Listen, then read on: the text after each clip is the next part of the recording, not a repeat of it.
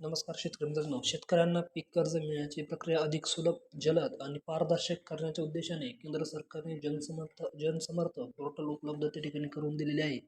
या पोर्टलच्या माध्यमातून घरबसल्या तुम्हाला अर्ज करता येणार आहे, ज्यामुळे वेळ, खर्च आणि श्रम, कष्ट त्या ठिकाणी वाचणार असून कर्ज प्रक्रियेला वेग आणि पारदर्शकता त्या ठिकाणी मिळणार आहे. आणि तुम्हाला त्या ठिकाणी बँकेच्या पायऱ्या चढण्याची गरज नाही, झिजवण्याची गरज नाही. असं तुम्हाला त्या ठिकाणी घरबसल्या पीक कर्जासाठी अर्ज करायचा आहे. त्याची सविस्तर माहिती, कसा करायचा आहे, कुठे करायचा आहे, याचीच माहिती आपण आजच्या व्हिडिओच्या माध्यमातून जाणून घेणार आहोत. तर बघा, मराठी झेड यूट्यूब चॅनलमध्ये सर्वांचं स्वागत आहे. तर बघा, शेतकऱ्यांना पीक कर्जासाठी जनसमर्थ पोर्टलवर ऑनलाईन अर्ज करावा लागणार आहे. या पोर्टलवर आवश्यक कागदपत्रांसह अर्ज सादर करता येतो.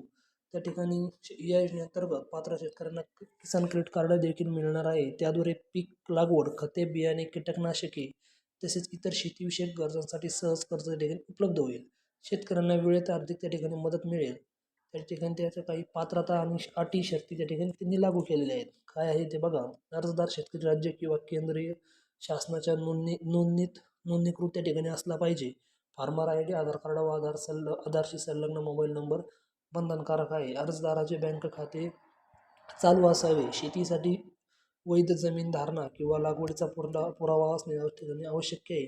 कर्जाचा वापर फक्त शेती संबंधित कामासाठी करण्याचा त्या ठिकाणी अपेक्षित आहे. त्या ठिकाणी तुम्हाला आता अर्ज कुठे करायचा आहे बघा. शेतकऱ्यांनी पीक कर्जासाठी आता अर्ज जनसमर्थ ऑनलाईन पोर्टलवर करायचा आहे.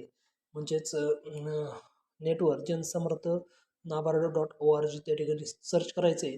लॉग इन करून शेतकऱ्यांना आपली वैयक्तिक माहिती, शेती व जमीन संबंधी माहिती भरून अर्ज सादर करायचा आहे.